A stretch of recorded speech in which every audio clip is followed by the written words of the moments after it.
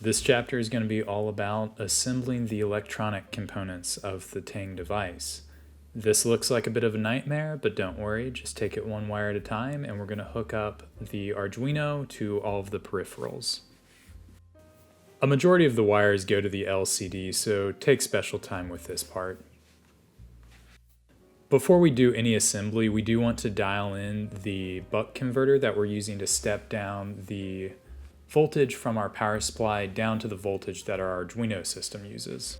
We do this first by connecting the power supply to the in terminals on the buck converter. We then measure the voltage with a multimeter on the out terminals, and we adjust that set screw until our multimeter reads at the 7 volts that we're shooting for.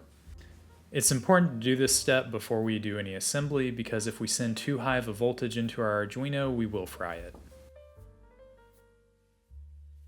Now I know this definitely looks like a total mess of wires. Just again, take your time, be cognizant of which wires need added length. We need just a short run of wires going from the Arduino to the LCD. You will need to be very careful when soldering the wires for the LCD, but we use a DuPont connector to connect to the Arduino. We can see that the red and black wires are intentionally left pretty long. These are going to extend out to the motor controller that is mounted to the frame on the other side of the Tang device. We also see 2 blue wire nuts here. Each one of these unifies the 5 volts positive and the ground. This is represented by a breadboard in the wiring diagram, but just know that we're using a wire nut instead of a full breadboard. I'm going to briefly go over all the components in this wiring diagram. Of course, all of the descriptions can be found in full in the supplemental materials of the manuscript. But we have 2 potentiometers at A and B that are used to control the speed and the delay of the Tang stroke. We can see that 1 pin on each of these potentiometers goes to the 5 volt wire nut, and another pin goes to the ground wire nut. The signal pin of the potentiometer is then sent to the analog ports on the Arduino. All of our connections start and end at the Arduino, so we can follow C onto E, which is our optical limit switch. We have our LCD at G with a resistor F. This controls the brightness of the backlight. We used a 2K resistor here, but you can play with that value a little bit to adjust brightness. H is the motor controller. Pay careful attention to how this is wired. We also have I, our buck converter. The out terminals on this go to power our Arduino, and the in terminals are coming from the power supply itself. At L, which is also the power jack, we can see that the ground wire from the power jack goes straight to the buck converter. We then tap off of that terminal to go to the ground of the motor controller. Now the power switch at J uses Balmain connectors. So the red wire from the power jack has a female Balmain connector that goes to the male connector on the switch. Then the other side of the switch has a male connector that goes into a female connector, and that female connector has 2 wires coming out. One of those wires goes to our buck converter again, and then the other wire goes straight to the voltage of the motor controller. Some soldering ability will be required for some of these connections, especially the LCD screen and the buck converter. We're not going to cover it here because this is covered better elsewhere on other YouTube videos. So coming back to this mess of wires that we're left with after all of our soldering, we can see the wire nuts that again are our ground and positive. We have the buck converter, paying careful attention to the ins and outs on that. The optical limit switch, make sure you route this through one of the holes on the electronics enclosure. Be very careful with these wire connections. Sometimes the Arduino with the DuPont connectors can be a little bit touchy. It can be helpful to either tape these connectors in place or even hot glue them, just whatever makes them stay put as you're mounting this into the enclosure.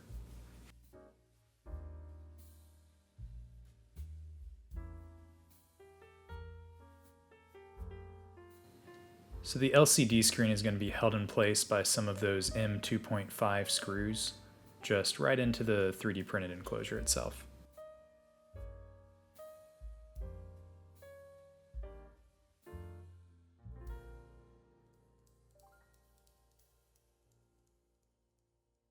Once the LCD is in place, we're going to run the potentiometers. Pay careful attention to which one is wired up to be the speed potentiometer and which is the delay potentiometer.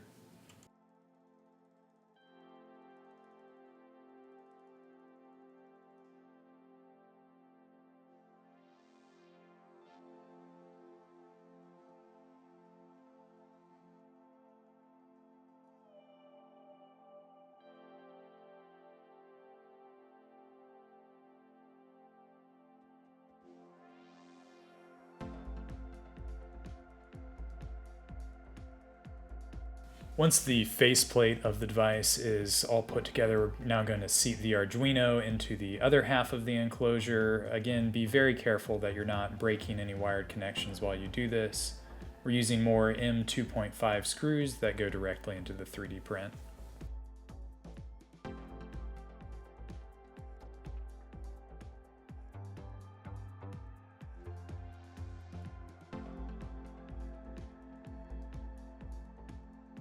We're going to very delicately cram everything in together, but before we seal it all up, it's good to, with the USB cord for the Arduino, connect it, make sure that the LCD screen is functioning properly. You should see some text about centering or homing that show up. If your screen is blank like mine is here, then something's wrong. Recheck your connections, make sure that there's no bridged solders or anything else wrong. After you've checked your wires, you should see something like this. If you put something in the way of the optical limit switch, that should get it out of the homing sequence. And now you should be able to control the speed and delay values using the potentiometers.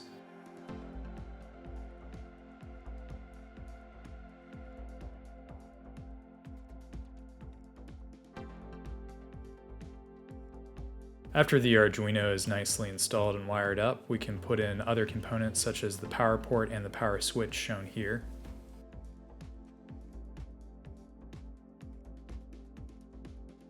And do your best to, again, gently cram things in so you're not breaking any connections. Here we see that female Balmain connector. One end has a long wire that goes to the motor controller, the other end goes directly to the in terminal of the buck converter. This connector is then going to connect to one side of the power switch. Now we're installing the power jack. We're going to strip down these wires so they're a bit shorter.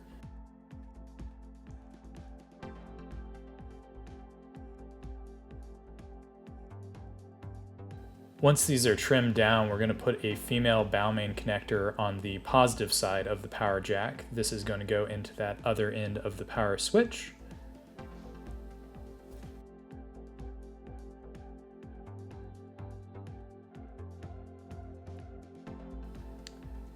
We're going to gently thread through both ends of the power jack. Again, that female Balmain connector goes to the power switch. The grounding end of the power jack is going to screw into that wire nut that has the unified ground.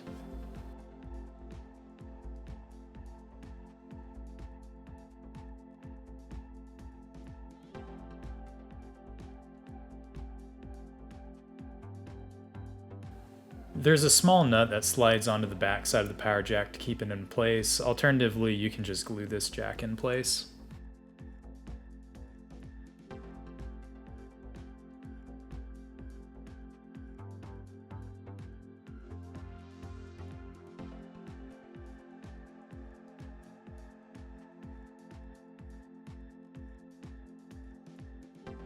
Here we're running the power jack to one end of the power switch, and then we're running that other Balmain connector that has the two wires coming off of it to the other end of the power switch.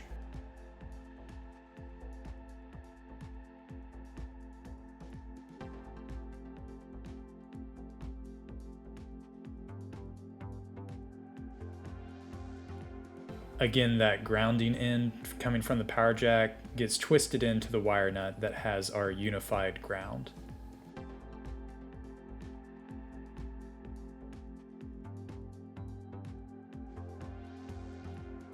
Once everything's nicely wired up, we're going to seal it back up, paying careful attention that we have our optical limit switch coming out one port, and then our two wire leads that are going to go to our motor controller also coming out. Now we can hook up our power supply to that power jack, and again, check function. We should have the LCD screen come on. It should talk about homing, and then when we interrupt the optical limit switch, it should move on to display the speed and delay settings, which should be adjustable using the two potentiometer knobs. That wasn't so hard, right?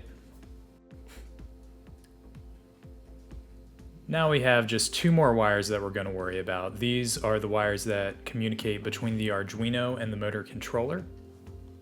Once again, you're going to plug these wires into the appropriate terminals on the Arduino. You're going to route them out the back of the electronics enclosure, and these are going to hang loose for connection later.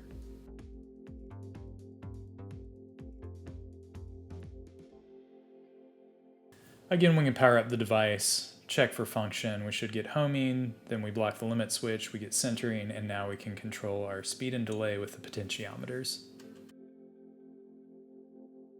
Now that our electronics box is all functional, we can seal it up with our M5 screws. These just punch through some of the 3D print and screw directly into the plastic. Now it's time to wire up the motor controller. Conveniently, the screw terminals should pop out from the motor controller itself, so that can help with some of the wiring.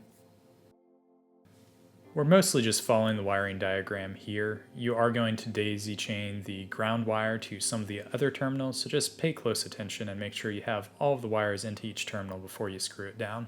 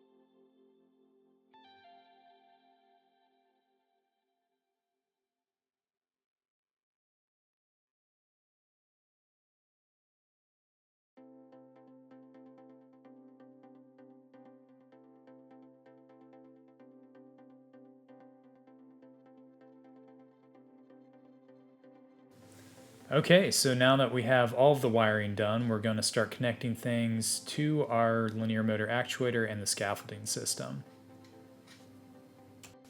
The way that stepper motors operate is in pairs of wires, so 2 of the wires are going to go into the A loop, and then the other 2 wires are going to go into the B loop. To figure out which wires are paired, we're going to bridge 2 of the wires together. If the motor has more resistance after bridging, that means that these 2 wires are a pair. One of these wire pairs is going to be inserted into the terminals for the A plus and A minus, and then the other pair goes into the B plus and the B minus. Doesn't matter a whole lot which way they're wired up. If for some reason the motor is spinning the wrong direction when you turn it on, what you're going to do is you're going to take the A plus wire, move it to the A minus terminal, take the A minus wire and move it to the A plus terminal.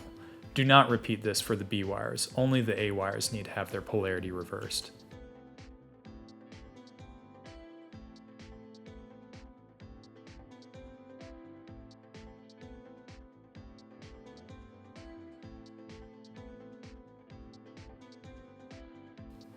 Now we're ready for another function test, so connect the power supply, turn it on, and when we interrupt the optical limit switch, that should make the motor center, and then we're in main operation where we can control the speed and delay of the stroke with the potentiometers. Congrats! You've made it through the hardest part of this tutorial. Now there's just a few more steps and you'll have a functioning Tang device. So we have all of the parts functioning, now we have to get them all pieced onto the scaffold. The electronics box has some slots in the back that will allow some bolts to connect to those embedded T-nuts we put in earlier. But I've found it's actually a little bit easier to fully remove this piece of extruded aluminum and get the box bolted onto the extrusion and then put that extrusion back into the scaffold, if that makes sense.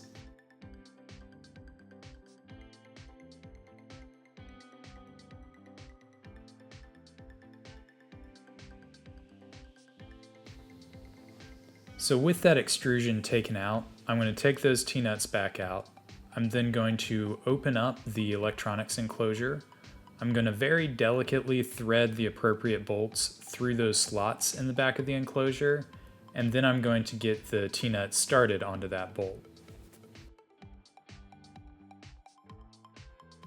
Repeat again for the second slot, so you now have 2 nuts and bolts going through your enclosure.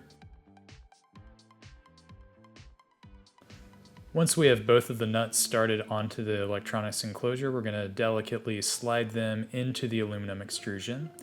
And then we're going to reach inside of our enclosure with our hex key, and we're going to tighten the bolts into the nuts.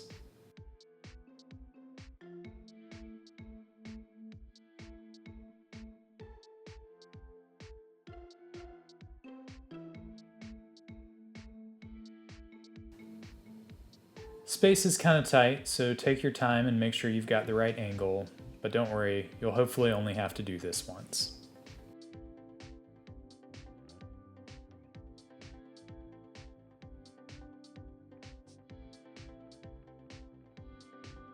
Once the enclosure is securely bolted up against the aluminum extrusion, we can now put it back together. Again, check function, just make sure you didn't knock any wires loose while bolting it down. And now we can bolt down the top of the enclosure for the very last time.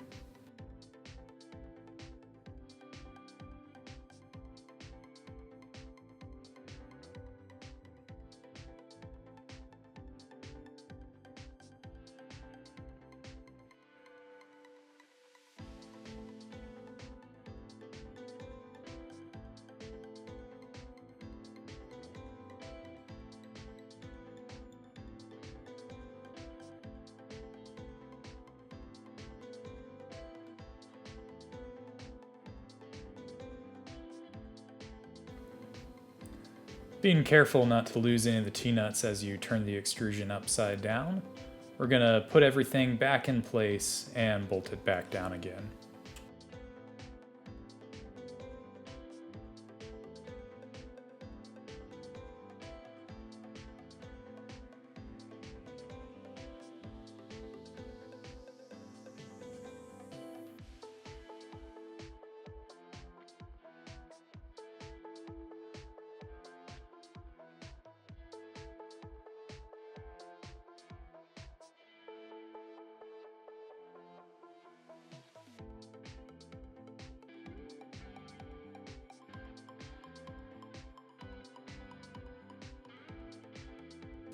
Once the enclosure is in place, it's time to mount the motor controller onto the scaffolding. I find it easiest to totally remove the motor controller from those screw terminals that pop right out. And again, we're just bolting into those T-nuts that we put into place earlier. I like to do this by starting the bolt into the nut and then sliding the motor controller between the bolt and the frame.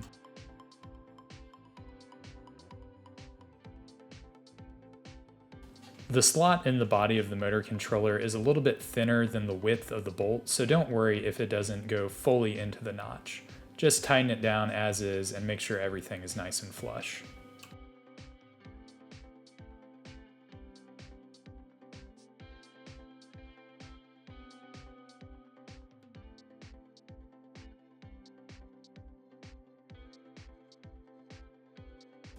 At this point, we can free the optical limit switch from the other wires and screw it down into place on the platform where it sits.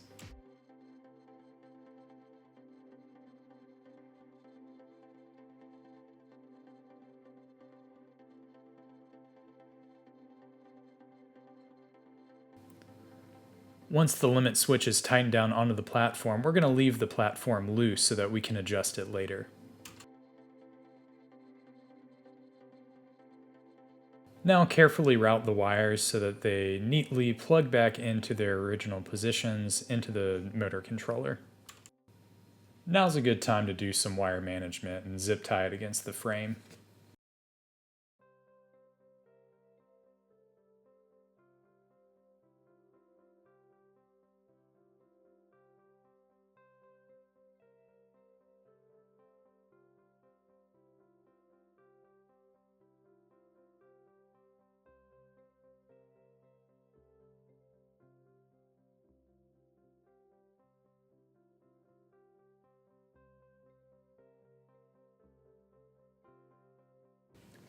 With everything nice and tidy, the underside of the frame is a really good place to put some rubber feet if you desire.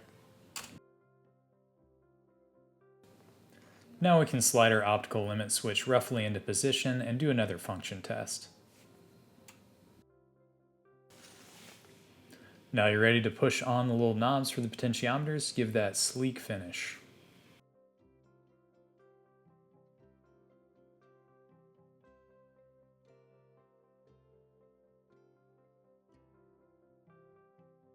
Now is also a good time to check the strength of your mechanical connections by blocking the motion of the carriage.